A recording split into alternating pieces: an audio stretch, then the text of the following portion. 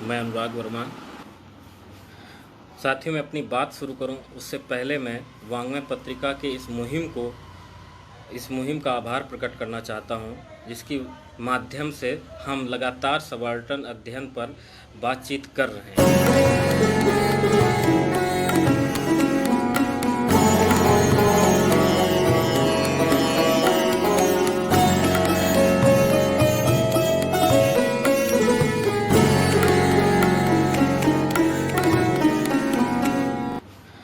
साथियों, मैं अपनी बात शुरू करूं उससे पहले मैं वाङ्मय पत्रिका के इस मुहिम का आभार प्रकट करना चाहता हूं, जिसकी माध्यम से हम लगातार सबाल्टर्न अध्ययन पर बातचीत कर रहे हैं। वाङ्मय पत्रिका का और विकास प्रकाशन का यह प्रयास निश्चित रूप से सराहनीय है और एक उचित कदम है। वर्तमान हालात को देखते हुए, वर्तमान स्थितियों को देखते हुए, जिस तरह से आज सबाल्टर्न अध्ययन का एक जरूरी है और महत्व है और उसका महत्व बढ़ रहा है, उस आधार पर वाङ्मय पत्रिका एक लगातार अच्छा कार्य कर रही है। साथियों, मेरा विषय थर्ड जेंडर की ज़मीनी हकीकत है, उस विषय पर मुझे अपनी बात रखनी है। साथियों, मैं अपनी बात शुरू करने से पहले हम अगर देखें भारतीय संस्कृति की तरफ हमको मुड़ के देखना होगा। आप देखिए तो कुछ चीज़ें बहुत कॉमन है जो लगातार हम लोगों के सामने आती रहती हैं। जैसे एक शब्द हम लोगों ने हमेशा सुना है, वसुधैव कुटुम्बकम, और एक चीज़ हमेशा कही जाती है कि मानवता का पाठ पढ़ाने का दावा।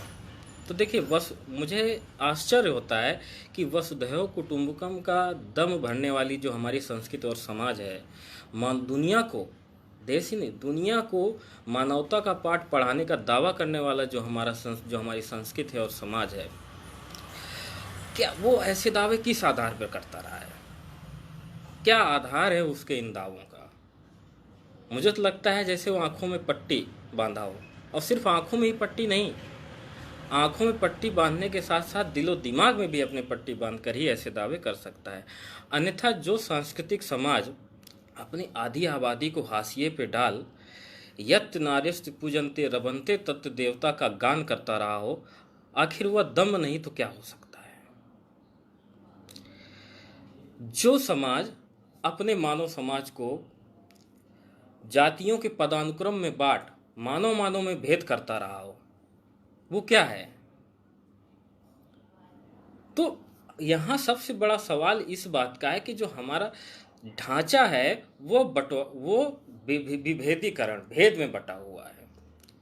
तो साथ साथ आप देखिए कि इस तरह से हम देखते हैं तो सारी चीज़ें हमारे सामने आ जाती हैं कि मानव समाज में हमने भेद किया। तो आखिर आप देखिए कि अगर आप दोनों चीज़ों को देखें तो क्या ये खुली आंखों से संभव था? जो ये विभेद है ये खुली आंखों से मुझे तो नहीं लगता किसी भी स्थिति में संभव है। दोनों स्थिति में अगर यदि इसका जवाब हाँ है या ना है, दोनों स्थितियों में हम कह सकते हैं ये सिर्फ बेहाई है, निर्लजता है, अमानवीयता है। अब देखिए, जब तक सामाजिक समूह, समाज के अलग अलग समूहों में, सामुदायिक समूहों में जब तक शिक्षा नहीं पहुंची थी, तब तक ये सारे दावे, वसुधैव कुटुम्बकम, मानवता की शिक्षा, ये सारे दावे दबे छुपे चलते चले आ रहे थे। किंतु अब जब समाज के अलग अलग हिस्से शिक्षा से जुड़ गए हैं, उनके बीच शिक्षा पहुंच गई है, वैसे ही सारे के सारे दावे स्वयं अपने आप भरभरा कर डह रहे हैं, स्वयं डह रहे हैं। आप देखें तो आज वर्तमान दौर पे अगर हम देखें तो वर्तमान दौर हाशिए के समुदायों को संघर्ष का दौर है, स्पष्ट तौर पर। आप देखिए, तो भारतीय समाज को हम और बृहद तरीके से देखें तो भारतीय समाज विभिन्न प्रकार के समूहों से मिलकर बना हुआ है, जैसे जातीय समूह, धार्मिक समूह, भाषाई समूह, क्षेत्रीय समूह इत्यादि तरह के समूहों से मिलकर बना हुआ है।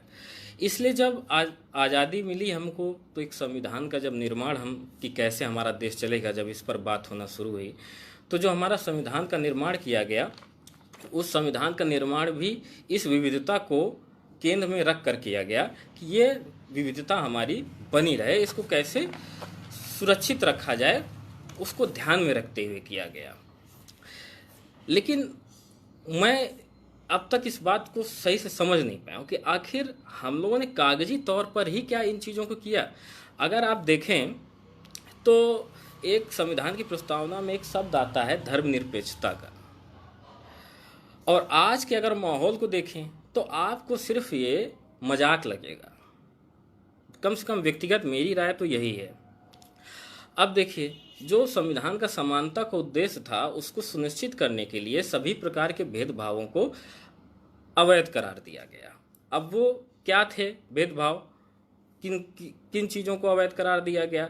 भाई कि किसी के साथ धर्म के आधार पर भेदभाव नहीं किया जा सकता, किसी के साथ मूल के आधार पर भेदभाव नहीं किया जा सकता, वंश के आधार पर भेदभाव नहीं किया जा सकता, जाति के आधार पर भेदभाव नहीं किया जा सकता, और लिंग के आधार पर भेदभाव नहीं किया जा सकता, और जन्म स्थान के आधार पर भी भेदभाव नहीं किया जा सकता है।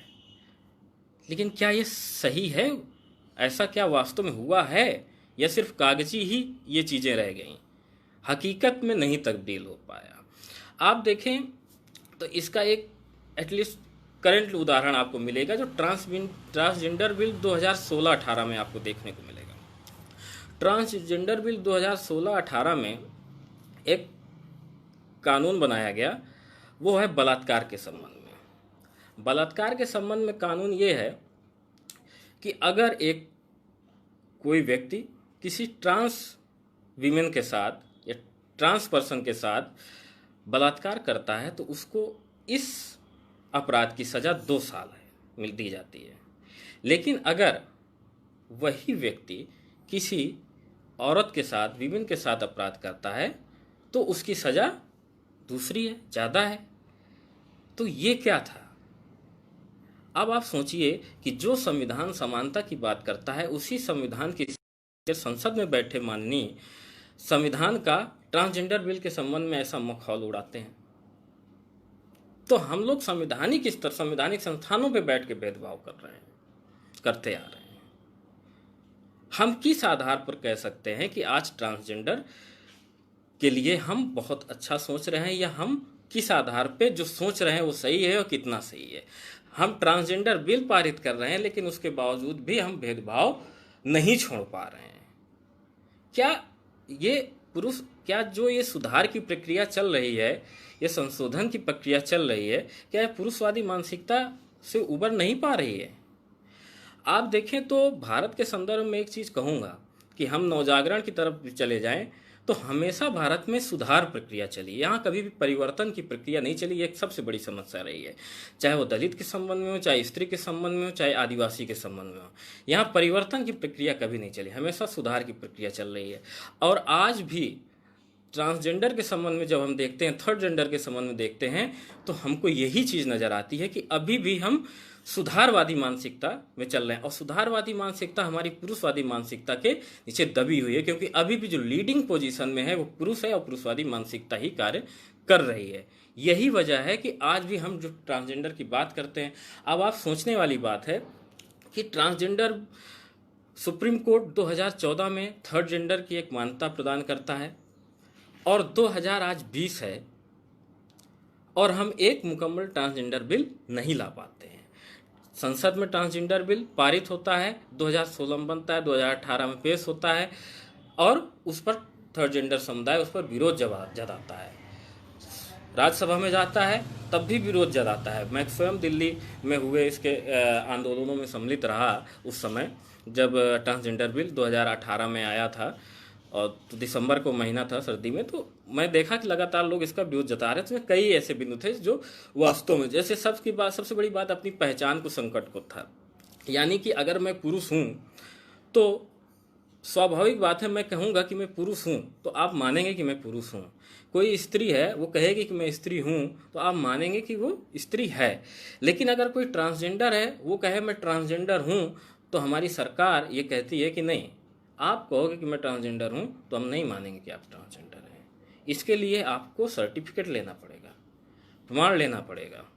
तो ऐसी तमाम तरह की चीज़ें थी जो अपने आप दिखता है कि एक पुरुष और स्त्री की अपेक्षा उनको अलग करके रखा गया है। यानी कि हम जब सुधार की भी बात कर रहे हैं, हम उनके उत्थान की बात कर रहे हैं, तब भी हम अपनी पुरुषवादी मानसिकता या भेदभावकारी मानसिकता से स्वतंत्र नहीं हो पा रहे हैं। आप कैसे उम्मीद कर सकते हैं कि ऐसी व्यवस्था में या ऐसे समय पे इस तरह की सोच के साथ हम कुछ परिवर्तन ला सकते हैं या कुछ हम परिवर्तन कर सकते हैं। आप देखिए, हमने संविधान बनाया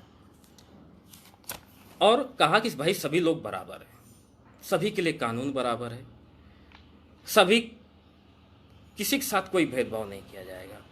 आखिर इस बात में कितनी सच्चाई थी? अब आप देखिए, मैं यहाँ पे सिर्फ ट्रांसजेंडर को इंगित करूँगा, उन्हीं को लूँगा। आप देखिए, अगर ये बात सत्य थी या सत्य है तो बताइए, एक समुदाय को आज़ादी के बाद 65-67 साल लगे एक अपनी कानूनी पहचान को पाने के लिए। अब वो कानूनी पहचान मिली भी तो किस रूप में? थर्ड जेंडर के रूप में। यहाँ मैं थर्ड जेंडर को प्रश्नवाचक चिन्हों से देख रहा हूँ, प्रश्नांकित कर रहा हूँ। और ये मैं नहीं कर रहा हूँ, ये ट्रांसजेंडर समुदाय कर रहा है। ये मेरा अधिकार भी नहीं है कोई किसी जो उनको संज्ञा दी गई है उसके साथ मैं उसमें प्रश्न चिन्ह उठाऊँ। वो मेरा अधिकार क्षेत्र नहीं है, वो अधिकार क्षेत्र ट्रांसजेंडर के पास ही है। तो आप देखिए कि खुद वो थर्ड जेंडर, मतलब जो उनको पहचान मिली वो थर्ड जेंडर के रूप में मिली। मैं इस संदर्भ में देखूं तो कैसे ट्रांसजेंडर या थर्ड जेंडर समुदाय इसको प्रश्नांकित कर रहा है। मैं पिछले 4-5 सालों में लगातार भ्रमण में रहा, कई लोगों से मिला और कई राज्यों में जैसे उत्तर प्रदेश, बिहार और पंजाब, मध्य प्रदेश, छत्तीसगढ़ इत्यादि कई जगहों पे मेरा ट्रांसजेंडर समुदाय के साथ मिलना हुआ और कई लोगों के मैं संपर्क में लगातार रहा। तो मैंने देखा इसमें कि दो तरह हैं। जो डेरे में रहने वाले में लोग हैं, जो ट्रांसजेंडर हैं, किन्नर हैं, जो हिजड़ा है, वो उसको, और जो एक पढ़ा लिखा वर्ग है इसके अंदर, वो आप देखिए, आज जब हम एक बात कर रहे हैं किसी भी समुदाय के लिए, एक पढ़ा लिखा वर्ग बहुत महत्वपूर्ण रखता है। और अगर पढ़ा लिखा तबका उसके समुदाय में नहीं है तो उसका विमर्श भी नहीं शुरू होता है। आज हम जब जो किन्नर विमर्श या ट्रांसजेंडर विमर्श या थर्ड जेंडर विमर्श की बात कर रहे हैं तो उसके मूल में स्वयं उस समुदाय का पढ़ा लिखा वर्ग ही है। उसी वजह से आज ये विमर्श चल रहा है। अगर इस लड़ाई को कानूनी प्रक्रिया में स्वयं ट्रांसजेंडर वर्ग न लाया होता तो आज ये विमर्श ना चल पाता। तो आप ये जान लीजिए कि ये विमर्श तभी चल पाएगा जब स्वयं यह समुदाय उसका नेतृत्व करेगा। बिना उसके नेतृत्व के और सचेत निगाहबनी के यह विमर्श चल ही नहीं सकता किसी आधार पे। इस वजह से नहीं चल सकता, उसके कारण है। उसका कारण सबसे बड़ा ये है कि अन्य लोग किसी एक बिंदु पर आकर स्थिर नहीं हो सकते हैं। हालांकि हम स्त्री विमर्श या दलित विमर्श के विषय में बात करें तो वहाँ भी अभी स्थिरता नहीं है किसी विषय पर।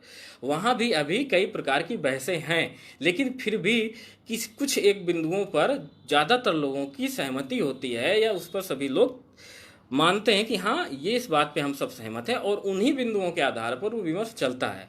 लेकिन ट्रांसजेंडर या किन्नर विमर्श के साथ अभी तक ऐसा नहीं हो पाया है। मैं अब बात कर रहा था थर्ड जेंडर को लेके। तो मैं जब लगातार गया तो मैं आप देखें तो मैं इधर पिछले दिनों सिमरन सिंह से मिला बलिया में, और चंडीगढ़ में मिला मैं धनंजय जी से, और लुधियाना में मैं मोहनी जी से मिला जो लोक अदालत की मेंबर भी हैं, और मैं छत्तीसगढ़ में मिला कंचन जी से, वहाँ की ट्रांसजेंडर वेलफेयर सोसाइटी की वेलफेयर बोर्ड की जो छत्तीसगढ़ सरकार का है उसकी मेंबर हैं। इन लोगों से मिला मैंने। सभी से एक मेरा प्रश्न था कि थर्ड जेंडर जो आपकी पहचान मिली है उससे आप लोग, उसके विषय में आप लोग कुछ कहिए, उससे आप कितना सहमत हैं, असहमत हैं। तो इन सभी ने एक बात कही कि हम लोग निश्चित रूप से हमें एक अवसर तो मिला है, लेकिन कहिए कि हम इससे सहमत हैं तो हम नहीं सहमत हैं। और इसी कड़ी में मैं एक नाम और लेना चाहूँगा। मैं 2019 में सितंबर में लखनऊ में था। महेंद्र भीर जी एक कार्यक्रम आयोजित किए थे, उसमें मीरा परीदा जी से मेरा मिलना हुआ था। मीरा परीदा उड़ीसा से हैं और वो एक ट्रांसजेंडर, एक सोशल एक्टिविस्ट हैं, एक पॉलिटिकल एक्टिविस्ट हैं, और बीजू जनता दल में शायद महिला शाखा में भी हैं, वो राजनीतिक रूप से भी सक्रिय हैं। तो वहाँ पर उनसे जब बातचीत हुई और उन्होंने जब बोलना शुरू किया तो उनका भी सवाल एक स्पष्ट था। उन्होंने एकदम स्पष्ट रूप से उन्हीं के शब्दों में बात कहूँ, उन्होंने कहा कि ठीक है, हमें एक अवसर मिला थर्ड जेंडर के रूप में। उन्होंने अपनी बात यहाँ से शुरू की थी, मुझे याद आ रहा है, उन्होंने बात यहाँ शुरू की थी कि 2019 की बात है। उन्होंने अपनी बात शुरू की कि मेरी उम्र अभी 5 साल की है। उन्होंने कहा बड़ी स्पष्ट, और उन्होंने कहा मेरी उम्र अभी 5 साल की है, 5 साल पहले तो मेरी कोई पहचान ही नहीं थी, मेरा कोई अस्तित्व ही नहीं था। तो अब उन्होंने कहा कि मेरी उम्र 5 साल की है। फिर उन्होंने कहा कि निश्चित रूप से कि मुझे इससे एक पहचान मिली, मुझे एक अवसर मिला है। लेकिन अगर मैं थर्ड जेंडर हूँ तो मैं यहाँ पर उपस्थित अन्य लोगों से पूछना चाहती हूँ कि आप बताइए कि फिर फर्स्ट और सेकंड जेंडर कौन है। उन्होंने कहा कि अगर मैं थर्ड जेंडर हूँ तो फिर भारत में इक्वलिटी की बात करना बंद करो। उन्होंने ये भी कहा कि मैं ये सब कुछ अपने थर्ड जेंडर के संबंध में नहीं कह रही हूँ, सिर्फ ये अपने संबंध में नहीं कह रही हूँ सिर्फ, आप इस हाल में बैठे हुए स्त्री पुरुष ही बता दो कि आप में कौन फर्स्ट है कौन सेकंड है। तो उनका सवाल एकदम वाजिब था, या है उनका वाजिब प्रश्न है कि भाई हमने पदानुक्रम में फिर बांट दिया, फर्स्ट सेकंड थर्ड। अब ये अलग बहस का विषय है, इसको स्वयं ट्रांसजेंडर इस पर बहस करेंगे। ये एक सवाल है जिस पर हम सबको कोई विचार करना चाहिए, लेकिन वो विचार हम उनके विचार के आधार पर ही कर सकते हैं, हम स्वतंत्र रूप से इस पर विचार नहीं कर सकते हैं। अब आप देखिए, इसका हम साहित्य पे अब आए। अब आप देखिए जब हम विमर्श की बात करते हैं तो उसमें एक साहित्य बहुत बड़ा माध्यम होता है, क्योंकि एक बड़ी साहित्य की एक बड़ी प्रचलित परिभाषा है कि साहित्य समाज का दर्पण है। हम सब लोग इस परिभाषा से को जानते हैं, अच्छे से सुनते रहे हैं और सभी लोग इससे परिचित हैं। अब आप सोचिए कि अगर एक आईना है, एक दर्पण है, उसके सामने से अगर कुछ चीज़ को या कुछ हिस्से को हटा दिया जाए तो क्या वो दर्पण अपना कार्य सही से करेगा? या कुछ चीज़ों पर पर्दा डाल दिया जाए तो क्या वो दर्पण अपना काम सही से करेगा? निश्चित रूप से नहीं करेगा। असल में अब तक यही होता आ रहा था, अशिक्षा के अभाव के चलते यही हो रहा था। लेकिन अब बदलती हुई परिस्थितियों में हम ये बात कह सकते हैं कि अब ऐसा नहीं है। अब वास्तव में कम से कम भारत के संदर्भ में ये बात कह सकता हूँ दावे के साथ कि अब साहित्य समाज का दर्पण है वाली परिभाषा अपनी पूर्णता की ओर अग्रसर है। अब हम यहाँ पर साहित्य पे बात करते हैं ट्रांसजेंडर के संबंध में। आप देखिए, हिंदी साहित्य में आज उपन्यासों की अगर हम बात करें तो 19-20 उपन्यास शायद आ चुके हैं, 18-19 उपन्यास आ चुके हैं। 12-13 उपन्यास मैंने भी अभी तक पढ़े हैं इसमें, 12-13 उपन्यास मैंने भी पढ़े हैं। कहानियाँ भी अच्छी खासी संख्या में आ गई हैं। लेकिन यहाँ सवाल इस बात का है कि वो जो साहित्य है क्या वो वास्तव में विमर्श का साहित्य है या नहीं है। हम किस साहित्य को विमर्श का साहित्य मानेंगे या नहीं मानेंगे। आप देखिए कि 2014 के बाद जिस तरह से हिंदी साहित्य में लगातार धीरे धीरे उपन्यासों का विकास हुआ, उपन्यास लिखे जाने लगे, कहानियाँ लिखे बड़ी तेज़ी के साथ लिखे जा रहे हैं। लेकिन अगर हम दूसरे ढंग से इसको सोचें कि अब तक कोई भी उपन्यास ऐसा नहीं आया है जो पूरे साहित्य जगत को, पूरी हिंदी पट्टी को प्रभावित कर सके और विमर्श पैदा कर सके। अभी तक कोई उपन्यास अब तक ऐसा नहीं आ पाया। हाँ, चित्रा मुदगल जी का उपन्यास आया नाला सोपारा, उसको साहित्य अकादमी भी मिला। निश्चित रूप से यह किन्नर विमर्श के लिए, ट्रांसजेंडर विमर्श के लिए बहुत अच्छा था। लेकिन अब सवाल ये है कि वो उपन्यास क्या वास्तव में विमर्श पैदा किया? मुझे नहीं लगता, क्योंकि ना ही उस उपन्यास पर बृहद स्तर पे कोई हिंदी पट्टी में चर्चा हुई। सिर्फ चर्चा उसकी कहाँ हुई? उसकी चर्चा सीमित स्तर पर जो इस विषय पर शोधार्थी कार्य कर रहे हैं या जो पत्रिकाएं हैं कुछ, वो इसको नहीं है, वहीं तक इसकी चर्चा सीमित रह गई। ये चर्चा बृहद स्तर पे नहीं हो पाई। अब आप देखें, मैं इस उपन्यास की कुछ कमियों की भी बात करना चाहूँगा। अच्छाइयाँ हम सभी जानते हैं, चित्रा मुदगल जी बड़ी लेखिका हैं, उनकी कलम में ताकत है, वो किसी भी चीज़ को अच्छा और किसी भी स्तर बना सकती हैं। इस उपन्यास के साथ सबसे बड़ी समस्या यह है कि इसका जो पात्र है वो ही सही रूप में ट्रांसजेंडर को पेश नहीं कर पा रहा है, यानी ट्रांसजेंडर के वास्तविक चरित्र को ही नहीं पेश कर पा रहा है। आप देखिए, इसका जो पात्र है वो बचपन में भी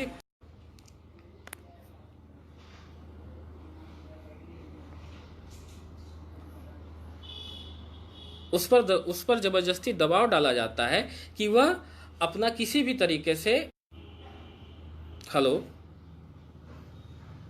बीच में शायद,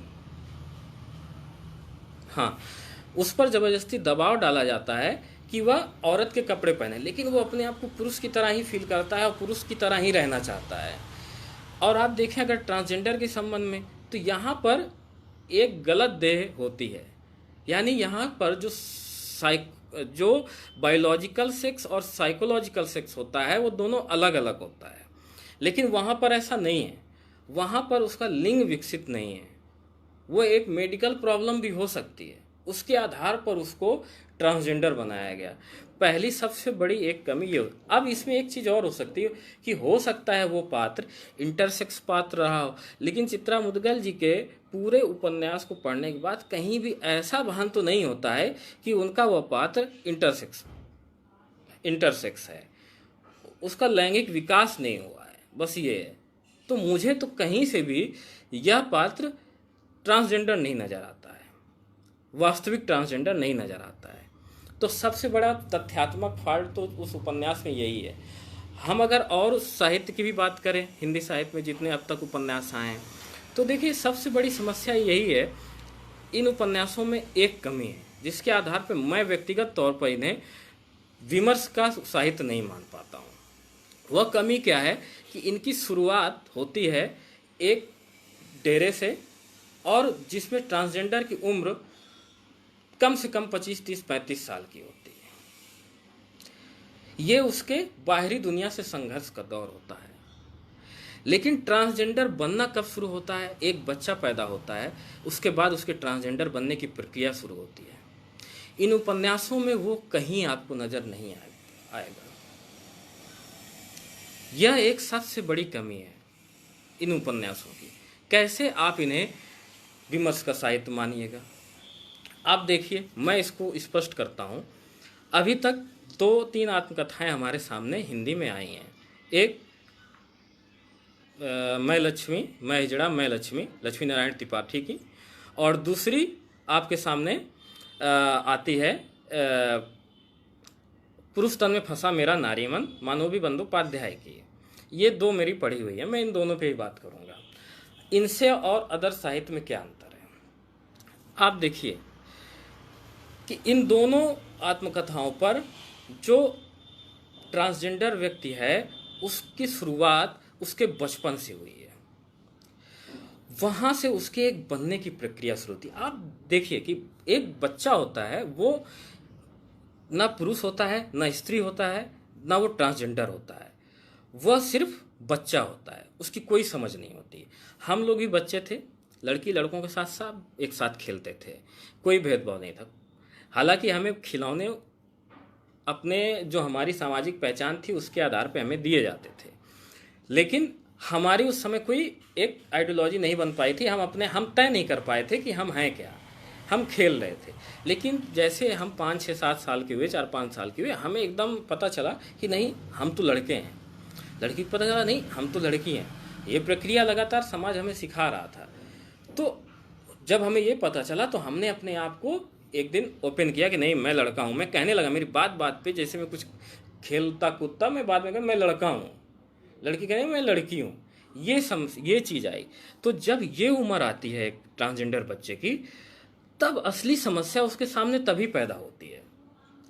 वो तब नहीं समझ, वो जब एक लड़का को ये कहने का समय आता है कि मैं लड़का हूँ, और वो ये कह नहीं पा रहा होता है कि मैं लड़का हूँ, उसको लगता है कि नहीं, हूँ तो लड़का जैसा, पहनता भी हूँ सब कुछ ऐसा, लेकिन मैं लड़की हूँ। उसको ऐसा लगता है कि मैं लड़की हूँ। यहीं से उसकी, अब वो सोचता है कि सब कोई मुझे कह रहा है कि मैं लड़का हूँ, हर व्यक्ति मुझे कह रहा है लड़का हूँ, मैं लड़के की तरह दिखता भी हूँ, फिर क्यों मैं लड़की हूँ? मुझे क्यों लड़कियों की चीज़ें अच्छी लगती हैं? तो ये जो मनोवैज्ञानिक दबाव है, ये जो मनोवैज्ञानिक उस समय दबाव को जो झेलने वाली बातें, ये है ट्रांसजेंडर विमर्श। असल में ये चीज़ें हमको हिंदी उपन्यासों में कहीं देखने को नहीं मिलेगी और नहीं मिलती। और जब तक हम इसको नहीं समझेंगे, उसके साथ भेदभाव प्राथमिक कैसे शुरू हुआ, हम इतना तो कह देते हैं कि घर वालों ने भी नहीं स्वीकारा, उसको निकाल के बाहर कर दिया। ये हम सब कह देते हैं, निकाल के बाहर कर दिया, वो घर छोड़ के चली गई। लेकिन क्यों कर दिया, वो किस तरह से गुजरा उस दौरान, घर वाले किन समस्याओं से गुजरे, घर वाले क्या चीज़ें सोच रहे थे, ये चीज़ें कैसे आएंगी सामने हमारे, हम इन चीज़ों से कैसे जुड़ पाएंगे। सबसे बड़ा सवाल यही सब सारे हैं कि एक बच्चा जब 6-7 साल की उम्र में अपने आप को तय कर रहा होता है कि मैं क्या हूँ क्या नहीं हूँ, वो असल में उस समय क्या करता है, वो धीरे धीरे फिर लड़कियों के कपड़े, चोरी छुपे कपड़े पहनना शुरू करता है। उस समय उसको एक सुख का अनुभव होता है, और यही सुख का अनुभव उसको धीरे धीरे इस ओर ठेलता है कि वो कैसे अपने आप को ओपन करे। और 12-13-14 साल की उम्र जाते जाते वो उसी तरह चलना या उसके कमर में लचक आना, इस तरह की चीज़ें आने लगती हैं। उसका कपड़े पहनने का ढंग, तमाम चीज़ें इस तरह आपको दिखती हैं। तो तब वो अपने आप को ओपन करता है कि नहीं मैं ये हूँ। शुरुआत में वो जब बचपन में रहता है 5-6-7 साल की उम्र में, तब तो होता क्या है कि गार्जियन कई दफ़े इस तरह भी देखते हैं कि हो सकता है बचपना है, या घर में लड़कियां ज़्यादा हैं, या माँ के संपर्क में ज़्यादा है, इसलिए औरतों के कपड़े, इसलिए बच्चियों के कपड़े पहन लेता हो। लेकिन ऐसा नहीं होता है, वो लगातार क्रम चलता रहता है, उसमें गार्जियन समझ नहीं पाता।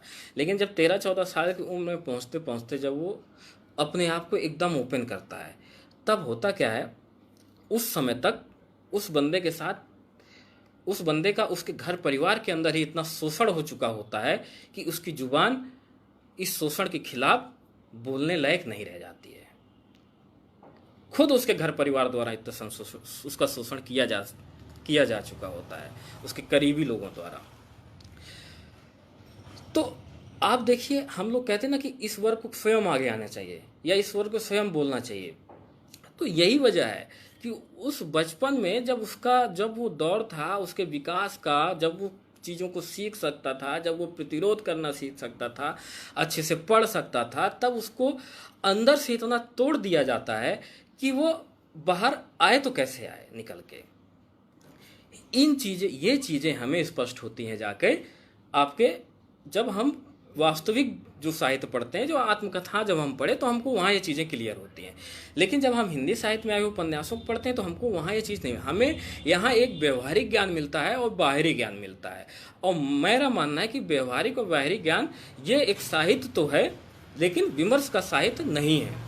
अब आप देखें, मैं उपन्यासों की बात करूं, तमाम उपन्यासों में हो सकता है कुछ उपन्यास जो मुझसे छूटे हैं उनकी बात अलग हो, या उनमें कुछ और हो, लेकिन जो मैंने उपन्यास पढ़े हैं उसमें से मैं एक उपन्यास की चर्चा करना चाहूँगा, आधा आदमी की।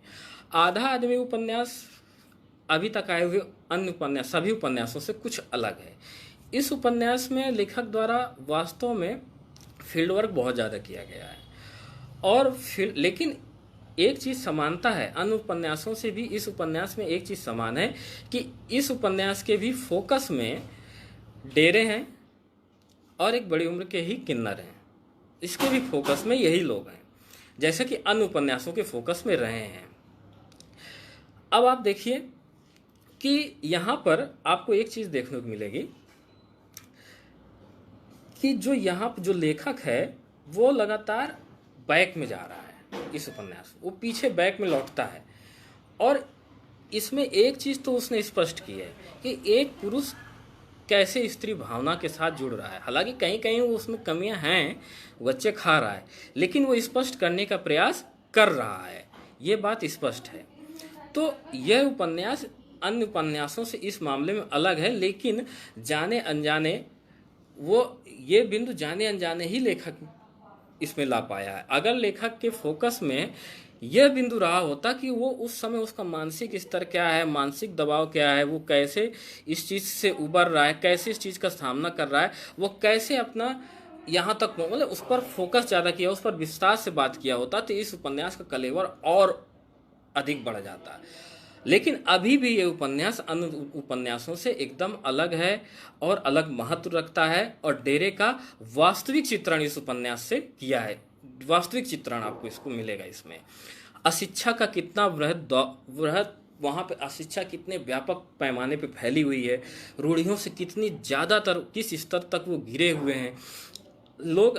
मैं इस उपन्यास के विषय में एक बात सुना, अक्सर कई लोगों ने कहा कि इसमें गालियों का प्रयोग ज़्यादा है।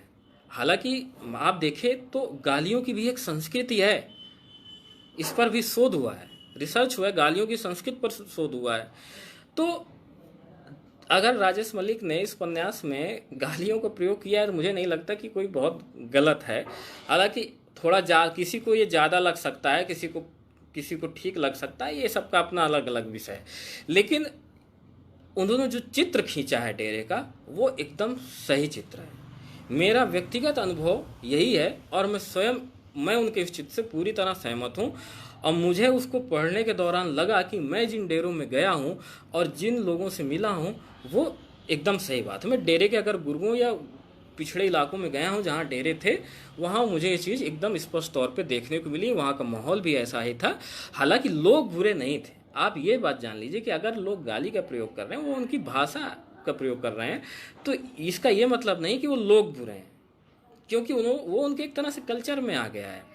वो कल्चर की बात है उनकी, उसमें लोग अच्छाई बुराई की बात नहीं कि वो गाली प्रयोग करें तो वो लोग बुरे हैं। तो मैं ये कह रहा था कि हाँ, साहित्य की बात कर रहा था कि ये जो अंतर है। अब आप देखिए, आप जितने भी उपन्यास देख लीजिए या किसी किसी उपन्यास में जो ये चीज़ मिल रही है, जिस बिंदु की मैं बात कर रहा हूँ, तो वो बहुत डिटेल में नहीं है। तो इसीलिए मेरा स्पष्ट तौर पे मानना रहा है, मैं शुरू से बात कहता रहा हूँ कि विमर्श का साहित्य उस खुद समुदाय द्वारा जब तक नहीं लिखा जाएगा तब तक वो वास्तविक रूप में नहीं आ सकता है। अन्य लोगों द्वारा लिखा गया साहित्य उस विमर्श को बढ़ाने में मदद करने वाला साहित्य है, एकदम मदद करने वाला साहित्य है।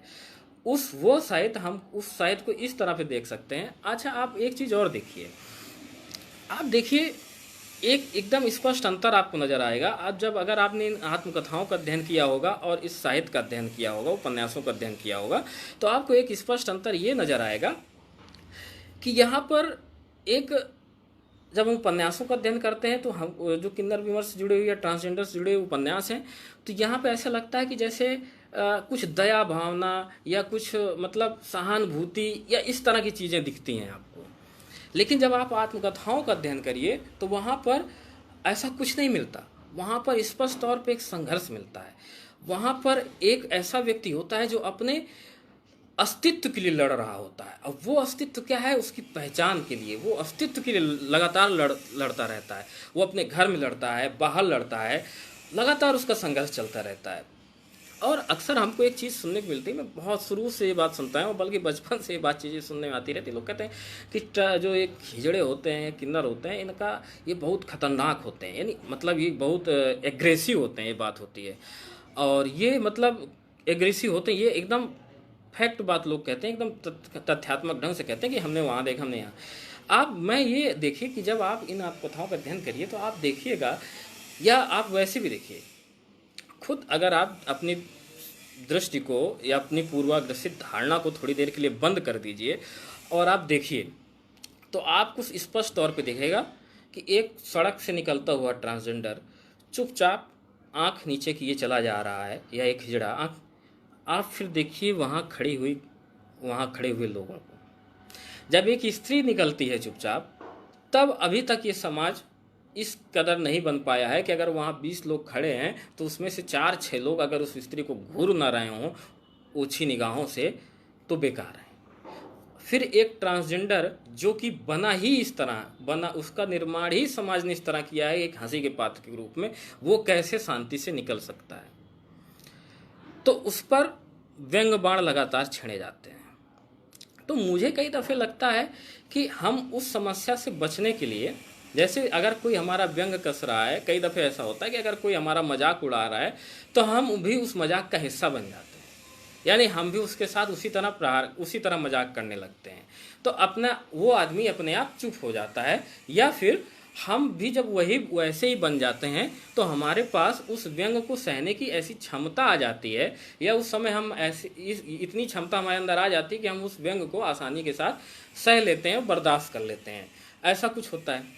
अच्छा, आप एक चीज़ देखिए, आप कल्पना करिए कि एक ऐसा व्यक्ति जिसके साथ पैदा होते जैसे वो बड़ा होता है, अपनी एक पहचान बनती है, वैसे ही उसके साथ भेदभाव शुरू हो जाता है। घर से लेकर बाहर तक हमेशा उसको इसी नज़रों से देखा जाता है। आप कैसे उम्मीद कर सकते हैं कि जिसको हम इतनी घृणा भरी निगाहों से देखते हैं वो हमें मोहब्बत की निगाहों से देखे? संभव ही नहीं है किसी के लिए, किसी भी इंसान के लिए। हम अपने को इस स्तर पे अगर रख के सोचें कि अगर हमसे कोई नफरत करता है, हम दो दोस्त हैं, अगर एक हमारा साथी, हम एक क्लास में पढ़ते हैं और वहाँ पे अगर हमारा कोई साथी लगातार हमको नीचा दिखाने की कोशिश करता है, हमको गलत साबित करने की कोशिश करता है, तो हमको अपने आप उसके अंदर, हमारे अंदर एक एग्रेसिवनेस आने लगता है। हम उसका इसी एग्रेसिवनेस की वजह से, जैसे एक नारियल होता है वो अंदर से बहुत मुलायम होता है, लेकिन जो उसका कवर होता है वो एकदम बहुत कठोर होता है। तो हकीकत में जो ट्रांसजेंडर समुदाय है, किन्नर समुदाय है, ये भी एक नारियल की तरह ही है। आप अगर इसके करीब जाएंगे तो आपको ये चीज़ें देखने को मिलेंगी। और हमको ये नारियल कब देखने को मिलेगा वास्तविक रूप में? जब ज़्यादा से ज़्यादा ट्रांसजेंडर समुदाय का लिखा हुआ साहित्य हमारे सामने आने लगेगा, तब हमको वास्तविक हकीकत से हम परिचित हो पाएंगे। अभी जब मैं देखता हूँ तो जो सबसे बड़ी मुझे समस्या नज़र आती है, मुझे कई दफ़े उपन्यासों को पढ़ने या कहानियों को पढ़ने के बाद लगता है कि जो हमारा लेखक है वो अभी तक वास्तव में समझ नहीं पाया है कि आखिर ट्रांसजेंडर है क्या। सबसे बड़ी समस्या मुझे तो यही नज़र आती है कि ट्रांसजेंडर क्या है, यही नहीं समझ। मौलिक जो एक समझ होनी चाहिए हमारे लेखकीय वर्ग की, जो एक ट्रांसजेंडर के संबंध में जो एक रूपरेखा बनी है, जो उसकी समझ बनी है, वो अभी तक पूर्वाग्रसित धारणा के आधार पे है या सुनी सुनाई बातों के आधार पर है। वह उसको दैवी नज़रों के साथ देखता है, अलौकिक नज़रों के साथ देखता है, जबकि कोई ट्रांसजेंडर या हिजड़ा कोई अलौकिक नहीं है, एकदम नेचुरल चीज़ है। आप देखिए, हम सेक्स और जेंडर को समझ नहीं पा रहे हैं। हकीकत ये है, सेक्स नेचुरल चीज़ है और जेंडर सामाजिक चीज़ है, एकदम स्पष्ट बात है। सेक्स जो हमें मिला है एक स्त्री के रूप में या एक पुरुष के रूप में, जेंडर जो हमको समाज ने एक पहचान दी है। अब आप बताइए, सेक्स एक पुरुष है, मान लीजिए मैं एक पुरुष हूँ, लेकिन मैं एक स्त्री की तरह रहना चाहता हूँ, या मैं साड़ी पहनना चाहता हूँ, ये इस तरह के रहना चाहता हूँ, तो आप उसको नहीं स्वीकार कर पा रहे हैं। क्यों भाई? मेरा व्यक्तिगत विचार है, मैं इस तरह रहना चाहता हूँ, आखिर क्यों आप उसको नहीं स्वीकार कर पा रहे हैं? क्योंकि आपकी पुरुषवादी मानसिकता को चोट पहुंच रही है। आपने बनाया है कि एक पुरुष को ऐसा रहना है, अब एक पुरुष स्त्री बन रहा है। सबसे बड़ा समस्या आपको ट्रांसजेंडर विमर्श के विषय में आप देखें, सबसे बड़ी समस्या यही है कि एक पुरुष जब स्त्री बनता है तब सब पुरुष उसको स्वीकार नहीं कर पाता है। उसको यहीं पे सबसे ज़्यादा ठेस पहुंचती है कि आखिर एक पुरुष कैसे स्त्री बन रहा है। उसको लगता है जैसे एकदम हमारे पुरुषत्व पे चोट हो रही है। आप देखें, जितने आप ट्रांसजेंडर से बात करेंगे तो आप देखिएगा कि अगर वो इस चीज़ को स्वीकार करें ना करें वो अलग बात है, लेकिन अगर उनका सबसे ज़्यादा कोई शोषण होता है तो पुरुष द्वारा होता है, और वो भी खुद उनके पिता के द्वारा या उनके भाई द्वारा। किस तरह से? यानी सबसे ज़्यादा नफरत वही करते हैं, इसलिए करते हैं क्योंकि उनको वो बर्दाश्त नहीं हो पा रहा होता है। एक बाप को लगता है आखिर कैसे मेरा बेटा ऐसा हो सकता है, कहते हैं मेरा बेटा ऐसा कैसे हो सकता है। तो उसको ऐसा लगता है जैसे कि मेरे पुरुषत्व पे चोट कर रहा है लड़का। इसीलिए हम जब कहते हैं कि उसको परिवार नहीं स्वीकार कर पा रहा है, तो उसका सबसे बड़ा कारण यही है कि वो पुरुषत्व की जो भावना है जो उस पर चोट हो रही है, इस वजह से परिवार उसको स्वीकार नहीं कर पाता है। और जो माँ बाप इस भावना से मुक्त हैं उन्होंने उसको स्वीकार किया। हालांकि ये ऐसे बहुत कम आपको ऐसे उदाहरण मिलेंगे, और जो एक आध उदाहरण मिलेंगे भी तो उनके पीछे आर्थिक कारण है। मैंने देखा कई जगहों, जहाँ पे मैं डेरों पे भी गया जहाँ पे, तो मैंने देखा कि मैंने उनसे पूछा, मैं कन्नौज में जाता था, लक्ष्मी जी थी वहाँ पे, ग्राम प्रधान थी, मैं उनके पास गया तो उनसे मैंने बात की, अच्छा आप अपने परिवार से जुड़ी हुई हैं? तो उन्होंने कहा, बेटा हम बहुत समय तक तो नहीं जुड़े रहे, लेकिन अब हमारे भाई कभी कभी आते हैं, हम भी कभी कभी चले जाते हैं। तो आप देखिए कि वो आर्थिक रूप से मजबूत हैं, बहुत उनके पास सक्षम है, वो लगातार अपने घर परिवार को, अपने भाई और भतीजों को सहयोग कर रही हैं, इस वजह से वो लोग जुड़े हुए हैं। इसी तरह से उसी डेरे में एक और जो उनकी चेला थी वो अलीगढ़ से ही थी, वो मुंबई से थी लेकिन अलीगढ़ में रह रही थी। तो मैंने उससे जब बात की तो उसने कहा कि मेरी माँ और छोटा भाई मेरे साथ रहते हैं, मैंने उनको अलीगढ़ में लेके रहने के लिए घर दिया है। तो मुझे लगा, तो मैंने सोचा कि अच्छा ये बताओ कब आपकी माँ और आपका भाई आपके साथ है? उनका अभी पिछले कुछ वर्षों से, अभी वो हमारे साथ रह रहे हैं। ऐसे ही और भी उदाहरण आपको मिल जाएंगे, तमाम उदाहरण मिल जाएंगे कि जहाँ आर्थिक रूप से आप देखिए, आप अगर मानवी की आप आत्मकथा पढ़िए, पुरुष तन में फंसा मेरा नारी मन, वहाँ भी आप देखिए कि वहाँ जो माँ बाप हैं वो अपने इकलौते बेटे पर, जो कि बेटी है, उस पर पूरी तरह से आश्रित हैं। इसीलिए वो उसको तमाम समस्याओं के बाद छोड़ नहीं पाते हैं। वो उस पर आश्रित है, उनका कोई और रास्ता नहीं है इसके अलावा, पूरी तरह से वो उस पर आश्रित हैं।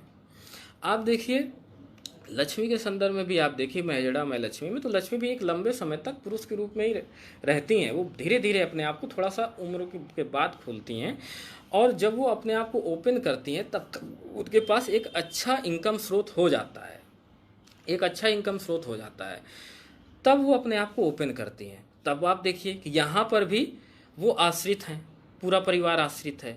इसी मुझे तो एक बात इस पर समझ में आती है कि जो भी ट्रांसजेंडर अभी तक आए हैं, इसके अलावा कुछ अपवाद भी हो सकते हैं, या हो सकता है मेरा विश्लेषण गलत हो, लेकिन आर्थिक कारण यहाँ महत्वपूर्ण है। अब तो इस तरह से आप देखिए कि हम ट्रांसजेंडर के संबंध में बात करें तो तमाम तरह की चीज़ें हैं। अभी हम 2016-18 का जो ट्रांसजेंडर बिल था, आप उसको देखिए लगातार। अब आप देखिए 2014 में एक अच्छी उपलब्धि मिली ट्रांसजेंडर समुदाय को सुप्रीम कोर्ट से, लेकिन वो सरकार, आज 6 साल हो गए, लेकिन अभी वो मुकम्मल रूप में वो ट्रांसजेंडर बिल नहीं आ पाया। पेश हुआ है, राज्यसभा से भी पारित हो गया, संसद से पारित हुआ, राज्यसभा से भी पारित हो गया, लेकिन वो जो ट्रांसजेंडर बिल है उस पर लगातार ट्रांसजेंडर समुदाय उस पर विरोध अपना दर्ज कराता आ रहा है। अभी पिछली 30 अप्रैल की जो तारीख थी, यह लास्ट डेट थी इस विषय पर अपनी राय देने के लिए। वो ओपन फोरम था, वहाँ पर लोग अपनी राय ट्रांसजेंडर बिल के संबंध में दे सकते थे। जो ट्रांसजेंडर एक्टिविस्ट जो इस पर काम कर रहे हैं, वो लोग लगातार इस पर उन्होंने अपने अपने सुझाव इस पर सबमिट कर दिए हैं गवर्नमेंट को। अब देखते हैं कि जो सुधार के लिए उसमें चीज़ें सबमिट की गई हैं वह वो कितना सुधर के सामने आती हैं, या वास्तव में ट्रांसजेंडर समुदाय जो चाहता है, या जो सुप्रीम कोर्ट जो चाहता था वो चीज़ें हो पाती कि नहीं हो पाती। जैसे सुप्रीम कोर्ट ने कहा कि भाई सभी फॉर्म में, जितने भी सरकारी फॉर्म हैं, सभी जगह तीसरा कॉलम होना चाहिए। मैं देखता हूं कि आज भी नहीं है तीसरा कॉलम, बहुत जगहों पे देखिए। मैं खुद जिस यूनिवर्सिटी का स्टूडेंट हूं, वहाँ की किसी फॉर्म में जो है तीसरा कॉलम नहीं है थर्ड जेंडर का। ऐसे तमाम यूनिवर्सिटियाँ हैं जहाँ तीसरा कॉलम नहीं है। ऐसे बहुत से सरकारी संस्थान होंगे जहाँ तीसरा कॉलम नहीं है। इस तरह की चीज़ें अभी भी नहीं है, हम नहीं ला पाए हैं। मुझे एक चीज़ याद आ रही है समय के, हाँ, मुझे एक चीज़ मैं यहाँ और कहना चाहूँगा। रोज़गार के संबंध में बात हो रही है, हम रोज़गार के संबंध में ट्रांसजेंडर के समुदाय की जब हम बात कर रहे हैं तो आप देखिए कई तरह के लोगों के अपने अपने विचार हैं। जब किसी भी क्योंकि आज हम जिस युग में रह रहे हैं वो एक तरह से आर्थिक युग है। और इस युग में अगर आप आर्थिक रूप से सक्षम नहीं हैं तो आपकी कोई पहचान नहीं है, आपको कोई नहीं जानेगा, आपकी कोई बात आप पर नहीं होगी। इसीलिए जब हम किसी भी विमर्श की बात कर रहे हैं या किसी भी समुदाय की मजबूती की बात कर रहे हैं तो ज़रूरी है कि वो आर्थिक रूप से मजबूत हो। अब आप देखिए कि जो आप दलित या आदिवासी के संबंध में भी देखिए, तो जो उनके साथ भी आप देखिए कि जैसे जैसे जो उसमें आर्थिक रूप से मजबूत होते चले गए लोग, वो मुख्य धारा के साथ जुड़ते चले गए, और वो सभी लोगों के साथ उनका उठना बैठना और सारी चीज़ें हुई, सब कुछ एक दूसरे से लोग जुड़े। अब ट्रांसजेंडर के संबंध में ये चीज़ नहीं आ पा रही। हम अगर डेरा जो ट्रांसजेंडर की जो डेरा संस्कृति है वो एकदम से पृथक संस्कृति है, जो हिजड़ा संस्कृति वो एकदम से पृथक संस्कृति है। वो संस्कृति मुझे लगता है कि कहीं ना कहीं से विमर्श के विकास में बाधक है, या इस समुदाय के विकास में बाधक है, ये मेरा मानना है। हालांकि ये सिर्फ मेरी व्यक्तिगत राय है, ये कोई मैं इस तरीके से इस बात को नहीं कह रहा हूँ कि जो मैं कह रहा हूँ वही सत्य है। इस बात पे अंतिम राय खुद उस वर्ग की ही होगी। ये बात मैं शुरू से कह रहा हूँ और हमेशा कहता रहूँगा। लेकिन आप देखिए कि आप देखिए कि ये जो डेरे हैं, ये पूरी तरह से, ये मैं इनको इस तरीके से देखता हूँ कि जैसे जो हम कहते हैं ना, मुक्तिबोध कहते हैं कि तोड़ने होंगे सारे गढ़मठ। तो मुझे लगता है कि जैसे ट्रांसजेंडर समुदाय के लिए जो ये डेरे हैं, ये एक तरह से गढ़ों और मठों की तरह है। हालांकि इसमें से कई कई डेरे ऐसे हैं, उनके गुरु ऐसे हैं जो कि अपने आप को उन्होंने अपनी इन चीज़ों बदलते समय के अनुसार अपने आप को बदला है। आप देखिए कि हरियाणा में मनीषा महंत जी हैं, है ना, ऐसे कई लोग हैं जो शिक्षा के साथ जुड़ रहे हैं और चीज़ों को बदल रहे हैं। ऐसे लोगों को स्वागत होना चाहिए और निश्चित रूप से अगर चीज़ें बदलेंगी तो मुझे लगता है कि ये लोग स्वयं आगे आके अगुवाई करेंगे बदलने के लिए, ये अच्छी बात है। लेकिन सिर्फ वही तो नहीं है, ऐसे बहुत डेरे हैं, हर शहर में डेरे हैं, कई कई डेरे हैं जहाँ पर सबसे ज़्यादा संख्या रह रही है और इनको किसी भी प्रकार का ज्ञान नहीं है कि जो हमारे लिए बदलाव हो रहा है, या ये चाहते भी नहीं बदलाव, क्योंकि वहाँ पर एक जो पूरा एक सिस्टम है वो एक टूट रहा है। अब कोई भी अपने सिस्टम को तोड़ना नहीं चाहेगा। हम जैसे इतने दिन से लड़ रहे हैं कि जैसे कि ब्राह्मणवादी विचार टूटना चाहिए, जो भेदभाव की संस्कृति है, जो जाति उच्चता की संस्कृति है, इसको हम लोग कहते हैं ब्राह्मणवादी विचार कहते हैं। तो ये टूटना चाहिए। अच्छा, ये कैसे टूटेगा? जो उसका पोषक है, चाहे वो अपर क्लास का हो, चाहे वो मिडिल क्लास का हो, जाति क्लास, चाहे जिसको हम उच्च जाति कहते हैं, या मध्य जो ओबीसी की जातियां हैं वो हैं, या दलित जातियां हैं, सभी के अंदर जो है, हजारी प्रसाद द्विवेदी ने कहा है कि भारत में हर एक जाति अपने से एक छोटी जाति ढूंढ लेती है। तो हर जाति को उच्चता का बोध है यहाँ पर। तो ऐसे ही यहाँ पर भी है कि एक गुरु है और उसकी सेवा के लिए तमाम चेले हैं जो उसको कमा कमा कर देते हैं। तो वो कैसे उस तंत्र को टूटने देगा, ये एक सबसे बड़ा सवाल है। और आप देखेंगे, अगर आप पढ़े लिखे ट्रांसजेंडर वर्ग लोगों को लगातार ऑब्जर्व करें तो आप देखिए कि वो लगातार इन गढ़ों मठों पर प्रहार कर रहे हैं और उनका पूरा प्रयास है कि ये गढ़ मठ टूटें और टूटने भी चाहिए। अब बिना इनके टूटे ट्रांसजेंडर वर्ग या इसका विकास नहीं हो सकता है। दूसरी चीज़, गवर्नमेंट के संदर्भ में बात करें, हमें डिसेंट भाई कह रहे थे गवर्नमेंट जानबूझ करके जो है ट्रांसजेंडर बिल को कमज़ोर कर रही है, एकदम कमज़ोर कर रही है ट्रांसजेंडर बिल को। शुरुआत से ही ट्रांसजेंडर बिल को कमज़ोर किया जा रहा है। आप देखिए कि सुप्रीम कोर्ट ने रिजर्वेशन की बात की, लेकिन ट्रांसजेंडर बिल में रिजर्वेशन नहीं दिया गया। बिना रिजर्वेशन के ट्रांसजेंडर को कैसे जॉब मिलेगी? आप सोचिए, जब इतना पढ़ा लिखा, इतनी भरमार है, आज बेरोजगारी चरम पे है इस देश पे, वो चाहे उच्च वर्ग जाति का लड़का हो, चाहे ओबीसी की जाति का लड़का हो, चाहे दलित जाति का लड़का हो, किसी भी जाति, लेकिन वो बेरोजगार टहल रहा है। अच्छी अच्छी उसके पास डिग्रियां हैं, पीएचडी है, तमाम चीज़ें हैं उसके पास, लेकिन फिर भी बेरोजगार है। वो स्किल्ड है, बीटेक है, एमटेक है, फिर भी बेरोजगार है। फिर एक इस वर्ग से आने वाला व्यक्ति, आप उसको फ्री कर छोड़ दे रहे हैं। आप कह रहे हैं कि नहीं, हम आपके लिए समानता का अधिकार दे रहे हैं। तो बताइए, सब कुछ इज्जत के साथ जीने का अधिकार है, तो कैसे इज्जत कोई हासिल करेगा? जब उसके पास पैसा ही नहीं होगा, उसके हाथ में अर्थ ही नहीं होगा उसके हाथ में, तो कैसे अपने इज्जत हासिल कर सकता है? तो इस विषय पर तो गवर्नमेंट विचार ही नहीं कर रही है ट्रांसजेंडर बिल पे। और हम बात कर रहे हैं कि, और बात कही जा रही कि नहीं, हम तो बहुत महान काम कर रहे हैं, हम तो एकदम ट्रांसजेंडर को उत्थान करने में लगे हैं, हम किन्नर समुदाय को उत्थान करने में लगे हुए हैं। तो ये उत्थान तो एकदम से धोखे वाली बात हुई। जब तक, अब मैं इस विषय पे एक बात और कहना चाहूँगा। मैं जब कन्नौज गया था आज से 4 साल पहले, तो वहाँ पे ग्राम प्रधान जो थी वो हिजड़ा समुदाय से थी, लक्ष्मी नाम था उनका।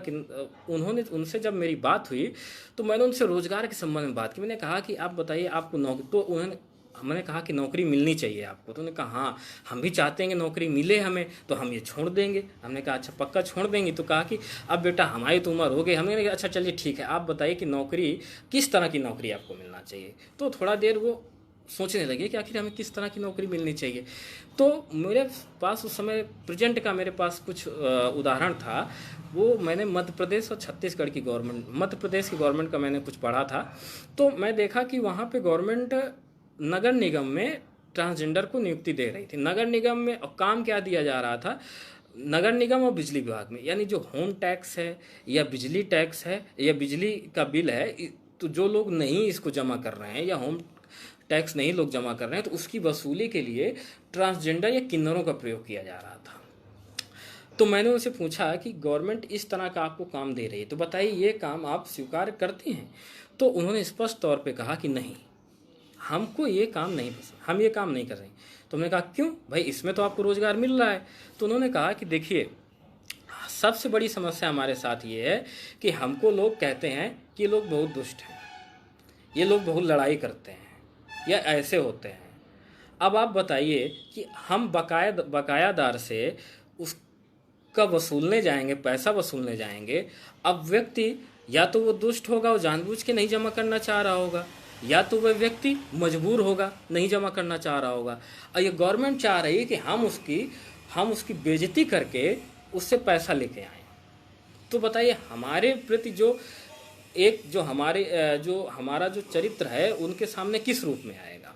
जो एक पूर्वाग्रसित धारणा है वो क्या बदलेगी? एकदम इस पर मैं उनकी बात से पूरी तरह सहमत हो गया कि रोजगार भी आप ट्रांसजेंडर को किस तरह का आप रोजगार उपलब्ध कराना चाह रहे हैं।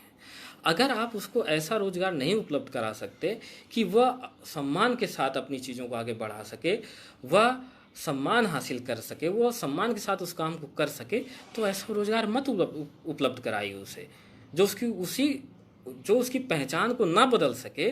ऐसा आखिर रोजगार किस काम का? तो इस विषय पर भी गवर्नमेंट को सोचना होगा कि रोजगार कैसे आए। अब रोजगार के लिए सोचना है तो उसको रिजर्वेशन पे भी सोचना होगा।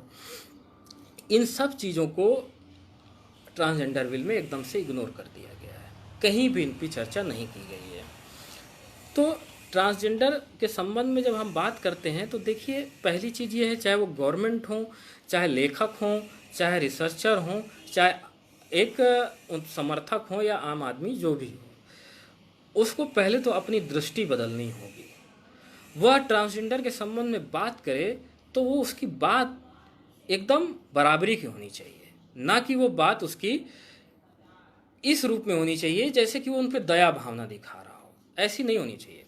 हम उद्धार के नज़रिए से उनका नहीं, ट्रांसजेंडर को दया की ज़रूरत नहीं है, उनको उनके अधिकार की ज़रूरत है, उनको उनके आपके साथ की ज़रूरत है। आप उनको उनका अधिकार दे दीजिए, आप उनको छत दे दीजिए जो उनका अधिकार है, आप उनको जो उनकी पैतृक जमीन जायदाद में जो उनका हिस्सा है आप वो दिला दीजिए, जो उनका शिक्षा का अधिकार है आप वो दिला दीजिए, जो आप उनके साथ जो ये भेदभाव हो रहा है उसको ख़त्म कर दीजिए, जिससे उनको मानसिक तनाव से गुजरना ही ना पड़े, वो भी एक अच्छा अध्ययन कर सकें और अपने आप को प्रेजेंट कर सकें लोगों के सामने। उनको कोई रिजर्वेशन की ज़रूरत नहीं पड़ेगी, उनको कोई रोजगार की आपकी ज़रूरत नहीं पड़ेगी। आप उनके लिए रास्ता तो खोलिए, लेकिन जब तक आपने रास्ते नहीं खोले हैं और इस पोजीशन पे जब वो वर्ग आ चुका है तो आपको उनके लिए कोई व्यवस्था करनी पड़ेगी, और अब तक ऐसी कोई व्यवस्था नहीं की जा रही गवर्नमेंट के तौर पे। तो मैं स्पष्ट तौर पे कहूँगा यहाँ पर कि आप देखिए, गवर्नमेंट को भी चाहिए और लोगों को भी चाहिए कि अपना नज़रिया बदलें, इस वर्ग को समानता की निगाहों से देखें, समान नज़रों से देखें, ना कि दया की निगाहों से देखें। दया की नज़रों से इस वर्ग का विकास नहीं हो सकता है। दूसरी चीज़, साहित्य को भी बदलना होगा, और जब तक स्वयं ये वर्ग अपनी भूमिका को नहीं लेगा तब तक ये विमर्श अधूरा रहेगा और इसी तरह चलता रहेगा। फिरोज सर ने आप देखिए, आलोचना के क्षेत्र में भी मैं एक कमी को यहाँ दिखाना चाहूँगा कि आलोचना, आप देखिए कि साहित्य आया, एक व्यापक रूप पे आया, आलोचना में भी फिरोज सर ने संपादक के तौर पर एक बहुत बड़ा काम किया है, विजयन जी ने भी काम किया है, और भी कई लोगों ने काम किया है। विकास प्रकाशन भी लगातार इसने सहयोग किया है इस विमर्श को बढ़ाने के लिए। लेकिन अभी भी इन सब चीज़ों के साथ भी विमर्श उस रूप में नहीं बन पा रहा है, एक मुकम्मल रूप नहीं ले पा रहा है, कोई उसकी अवधारणा नहीं बन पा रही। और हम देखते हैं कि साहित्य जगत में या आलोचकों के बीच में अवधारणा वगैरह को लेकर बात भी नहीं हो रही किसी भी तरीके से, और मुझे लगता है हो भी नहीं सकती है। इसलिए नहीं हो सकती है क्योंकि बेसिक जो है, जो ट्रांसजेंडर का, वो अभी नहीं आ पा रहा है। जो बेसिक जब चीज़ें नहीं आ पा रही तो हम अवधारणा पे बात भी नहीं कर पाएंगे। तो अब जरूरी है कि जो विकास प्रकाशन या फिरोज सर, विजयन जी या अन्य जितने भी लेखक हैं, उपन्यासकार हैं, कहानीकार हैं, सुभाष अखिल जी, राजेश मलिक, तमाम लोग इन सब लोगों ने एक हमको मंच एक एक बेस दे दिया है। अब ज़रूरत है कि इससे आगे बढ़ा जाए। अगर इससे आगे नहीं बढ़ा गया तो मुझे लगता है कि ये विमर्श हम ज़्यादा दिन तक चला नहीं पाएंगे, क्योंकि जो ट्रांसजेंडर के संबंध में वो बात है वो एक जगह आकर थम सी गई है, वो एकदम रुक सा गया है चीज़ें, उससे हम आगे नहीं बढ़ पा रहे। हमारी बातें, जो हमारी अवधारणाएं हैं, जो हम चीज़ें सोच रहे हैं, वो सीमित हो चुके हैं। हम जितना हमको निकालना था इससे खींच खींच के, मुझे लगता है वो सब कुछ निकाला जा चुका है। अब ज़रूरत है नई चीज़ों पे बात करने की, नए तरीक़ों से बात करने की। और वो जब तक वो ट्रांसजेंडर वर्ग नहीं आएगा, वो अपनी बातें नहीं रखेगा, तब तक शायद हम उन चीज़ों को समझ भी नहीं पाएंगे। इसलिए ज़रूरी है कि हमारा प्राथमिक प्रयास होना चाहिए कि हम उन लोगों को प्रेरित करें कि वो यहाँ तक, वो मंच तक लाएं। वो टूटा फूटा लिखें, लेकिन लिखें और हम उसको छापें, वो महत्वपूर्ण होगा।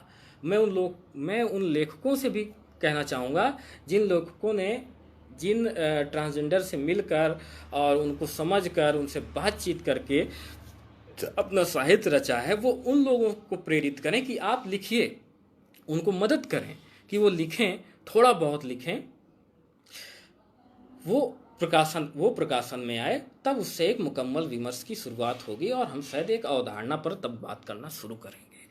तो अभी इसके साथ मैं अपनी बात को यहीं से ख़त्म करने से पहले मैं एक बात और कहना चाहूँगा कि आप लोग देखिए कि हम लोग वाङ्मय पत्रिका और विकास प्रकाशन के सहयोग से लगातार थर्ड जेंडर व्याख्यान माला चल रही थी, जिसका सीरीज फर्स्ट, जिसमें लगभग 17 वक्ताओं ने अपनी बात रखी थी, वो बहुत ही अच्छा रहा और वो समाप्त हुआ। इसी तरह से सीरीज सेकंड में हम 3 लोगों ने अपनी बात रखी।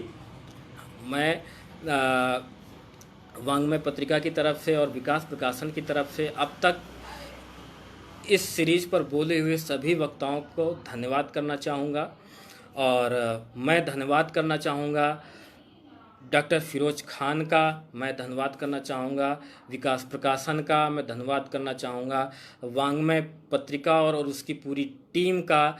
मैं सभी जितने भी और सबसे महत्वपूर्ण जो इसमें है वह इसके श्रोता हैं। मैं उन श्रोताओं को धन्यवाद करना चाहूँगा जो लगातार इस सीरीज के साथ जुड़े हुए हैं और इसको सार्थक कर रहे हैं, क्योंकि बिना श्रोता के बिना कोई भी व्याख्यान सार्थक हो ही नहीं सकता। इसलिए सबसे पहले मैं उन श्रोताओं को भी धन्यवाद करना चाहूँगा, उन छात्रों को भी धन्यवाद करना चाहूँगा जो लगातार इस व्याख्यान के साथ जुड़े रहे हैं।